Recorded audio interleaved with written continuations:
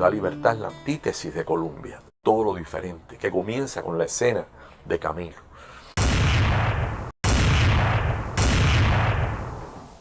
Lo que yo sé de Ciudad Libertad es lo que he podido leer en un libro que tengo en casa que se llama Cuba en la mano. Esto es el antiguo campamento de Colombia, que lo fundaron los norteamericanos a principios del siglo pasado, cuando la intervención americana aquella.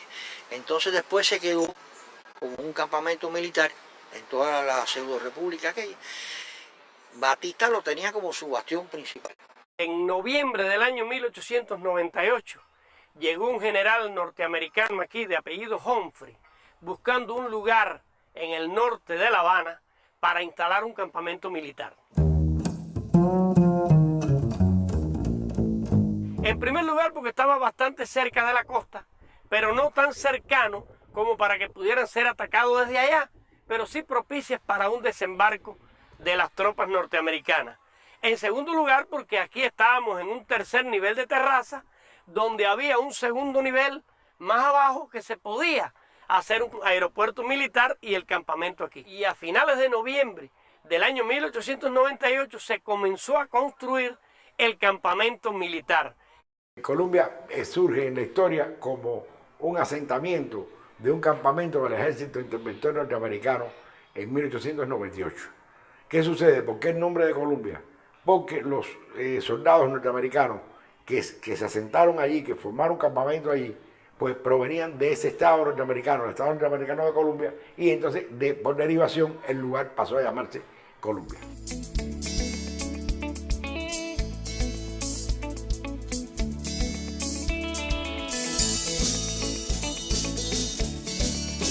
Durante todo el periodo de este primer cuarto del siglo XX, el campamento militar de Colombia estuvo al servicio de los intereses de la nación, con el ejército nacional aquí. A pesar de ser una instalación militar de tanta extensión, el Estado Mayor del ejército no radicó en Colombia hasta 1933. Es decir, el Estado Mayor entre 1908 y 1909, que es cuando empieza a constituirse y se constituye el Ejército Nacional, hasta el año 33, o sea, hasta después de la caída de Machado, va a radicar en el Castillo de la Fuerza. En el año 1933, el 4 de septiembre de ese año, un sargento llamado Fulgencio Batista y Saldívar, en este mismo polígono, apareció una madrugada y dio un golpe de Estado. Es Batista, ya como coronel jefe de las Fuerzas Armadas, después del 4 de septiembre del 33, quien traslada el Estado Mayor del Ejército para Colombia.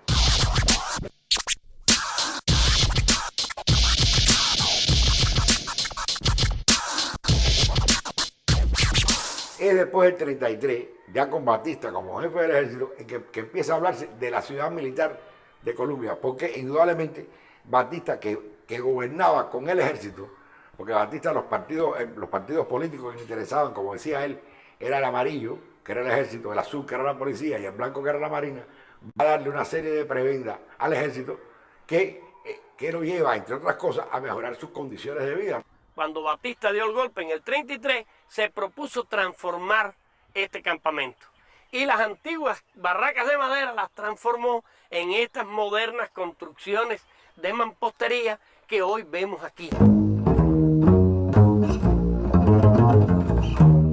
Este frente aquí que hoy tenemos sembrado de árboles era toda una explanada donde se hacían prácticas militares, donde se hacían entrenamientos militares, la infantería, y el Estado Mayor del Ejército, encabezado por Batista, contemplaban esas prácticas y esas revistas militares desde ahí, desde ese polígono.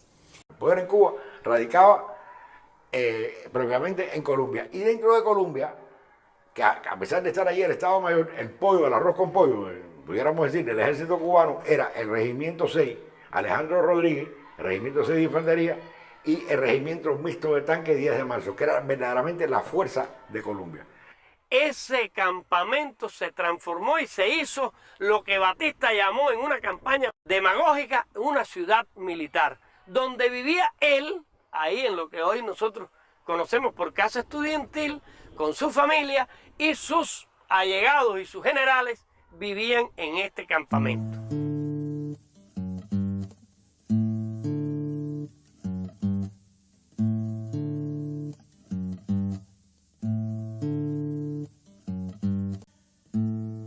Yo vivo de preguntar, saber no puede ser lujo. Yo vivo de preguntar, saber no puede ser lujo.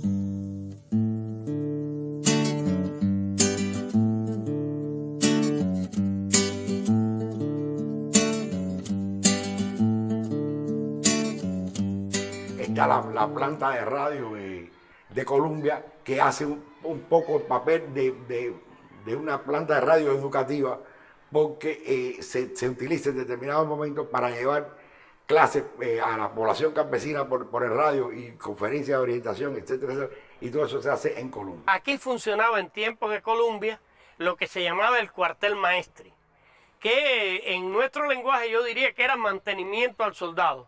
Aquí estaba la tintorería, la peluquería, la lavandería, los salones de limpiabotas. Ahí está el círculo militar y naval, o sea, hay una serie de instalaciones que se van constituyendo, el cine para los alistados, el cine para los oficiales, la sala de descanso para los oficiales, la sala de descanso para los soldados. Pero hay que decir también que seguía siendo hasta el año 33 el campamento de Columbia.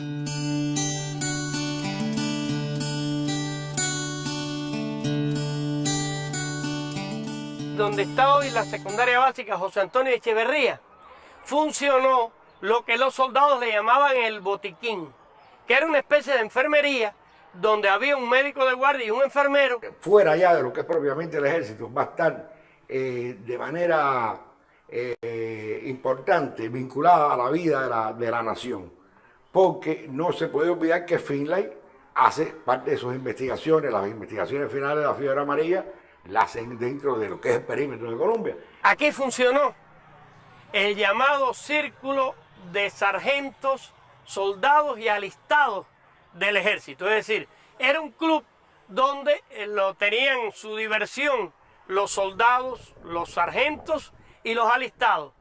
Y también no se puede olvidar que la aviación en Cuba empieza precisamente por Columbia, porque cuando se hace el vuelo de Domingo Rosillo, Cayo Hueso, La Habana, que es el primer vuelo sobre el mar que se hace en el mundo, y lo hace un cubano, un piloto cubano, que es Domingo Rosillo desembarca en el incipiente campo de aviación de Columbia.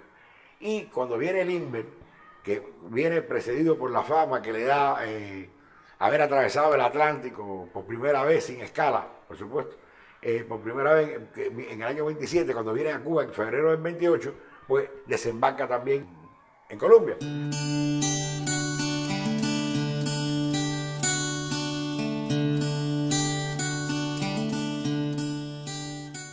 El teatro Manuel Ascunzi, lo que es hoy este teatro, fue en tiempos de la dictadura el teatro de los soldados.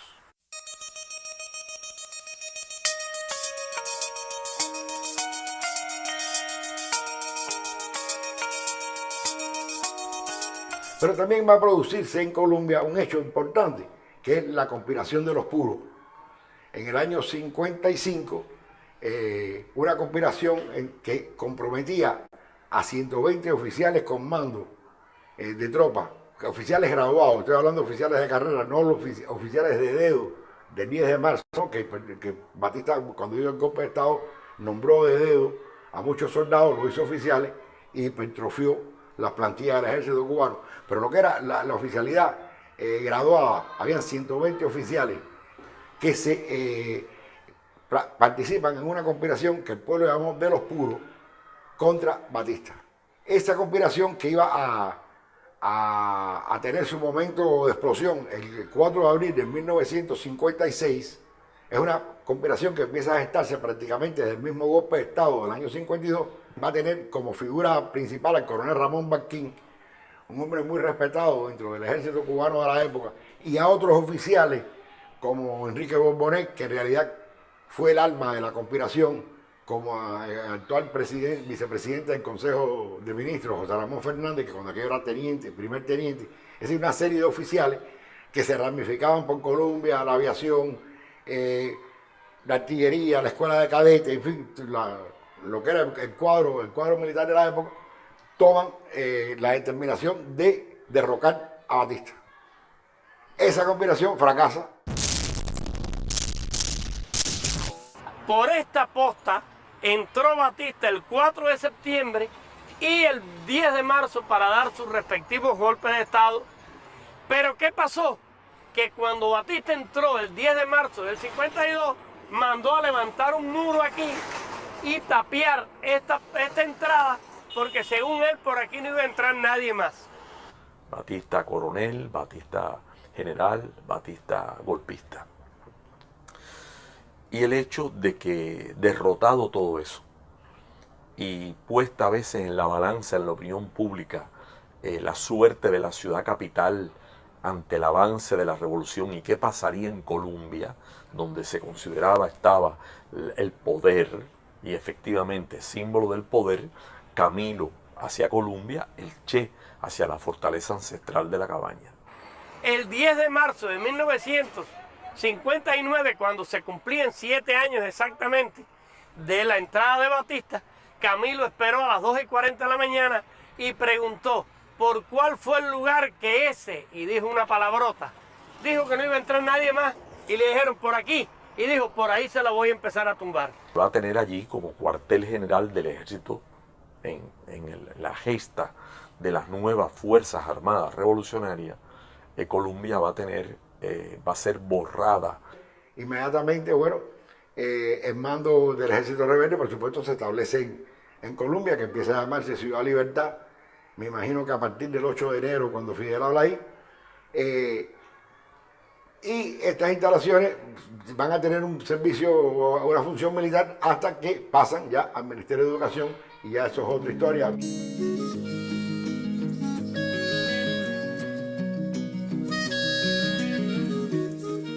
Ahí habló Fidel, y en ese momento ocurrieron dos hechos que quedaron para la historia de Cuba.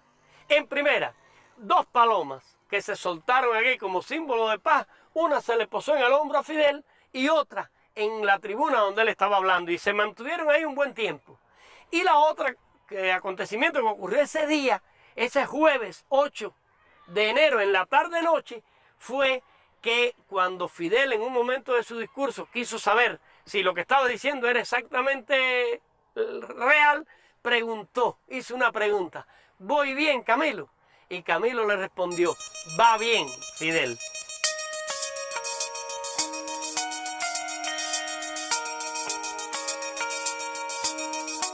Aquí estamos en presencia del edificio central de nuestra Universidad de Ciencias Pedagógicas.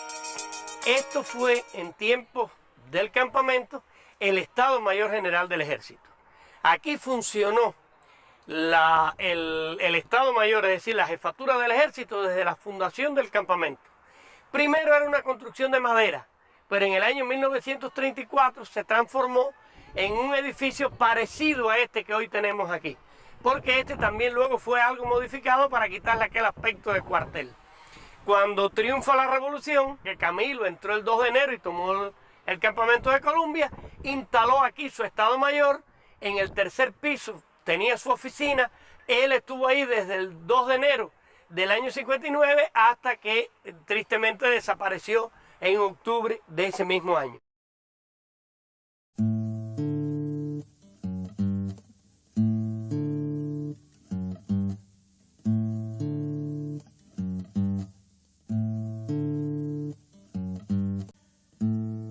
Yo vivo de preguntar, saber no puede ser lujo. Yo vivo de preguntar, saber no puede ser lujo.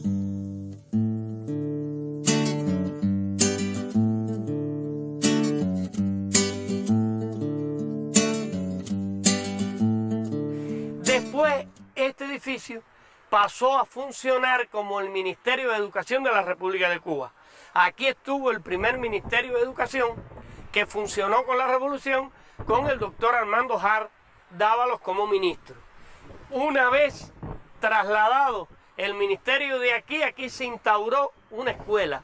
Primero fue una secundaria, después fue un politécnico, hasta que en el año 1969 pasó definitivamente a formar parte de nuestra universidad pedagógica, y aquí se encuentra la rectoría y sus órganos centrales de dirección, como son las vicerrectorías y demás.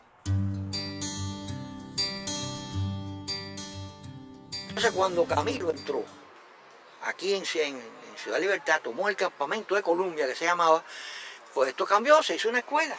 Entonces un compañero con iniciativa, que se llamaba Álvaro Machado, que tú has visto un monumento que está allá en el parquecito, un monumento que por cierto hay que restaurar porque está todo desbaratado. Él tuvo la iniciativa de crear el bosque que tú ves ahí, el bosque. Hizo ese bosque con los niños. Sembraron posturas y los niños lo cuidaron, lo regaron y lo logró. Álvaro Barba era un revolucionario que fue el último presidente de la FEU que tuvo antes de que se cerrara la universidad, y cuando triunfó la revolución se hizo, porque él participó en la lucha revolucionaria, en la clandestinidad, se hizo ministro de Hacienda, cuando aquello no había todavía Ministerio de la Agricultura. Y luego falleció lamentablemente en un accidente de aviación, pero siempre se le recuerda en Ciudad Libertad como quien fuera el que bajo su tutela se plantó todo el arbolado que hay en Ciudad Libertad.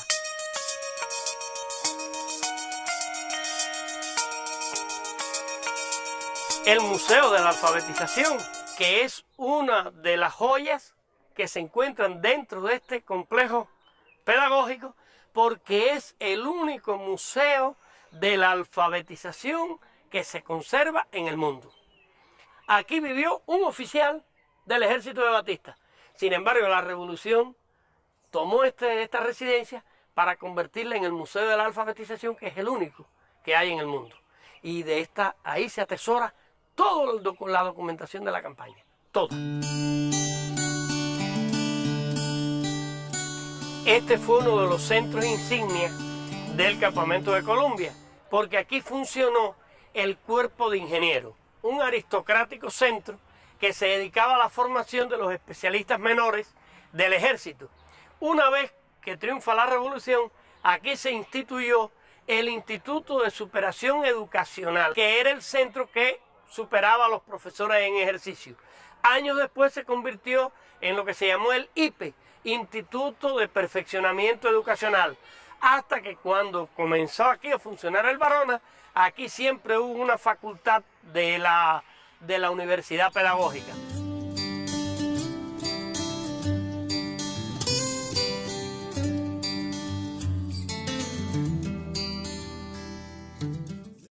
Aquí tenemos lo que en tiempo del campamento funcionó como la llamada caballeriza, donde se atendían, se le daba tratamiento inclusive veterinario a los caballos que se usaban en la guardia montada, la guardia rural, que funcionó aquí desde el inicio del campamento. Aquí estamos en presencia de la armería del campamento militar de Columbia. Aquí se fabricaban municiones, balas de cañón y todo tipo de armamentos que se usaba en aquel momento en el ejército. Después del triunfo de la revolución, aquí fue inaugurada por el comandante Guevara, por el Che, la llamada Siderometalúrgica Libertad, que funcionó hasta hace relativamente poco tiempo, pero era un elemento contaminador del ambiente y se planteó sacarla de aquí. En este lugar se izó la bandera en esa asta de la ciudad escolar y se plantó esta ceiba como un símbolo de Ciudad Libertad, del cuartel convertido en escuela. Una Ciudad Libertad, donde va a estar además el Museo de la Alfabetización, donde van a formarse nuevas generaciones de alumnos y profesores. La preocupación por declarar monumento nacional no es solo por hacer memoria de esos hechos, sino porque no se toque Ciudad Libertad, porque se conserve, porque todo el que esté allí dirigiendo el proyecto de aquella pequeña Ciudad Libertad, se preocupe de conservar el decoro, la dignidad, los monumentos, los recordatorios, porque sin ella se perdería una página muy importante de la historia de Cuba. Pietrita azul, quiere mi patria, estrella sola que tiene la paz. Hay muchas estrellas que quieren la guerra, estrellita sola tiene la paz. Tu luz es tan fuerte ya sobre la tierra, tu luz es justicia, esperanza y paz. Estrellita sola, ya yo soy pionero, estrellita sola, tengo libertad.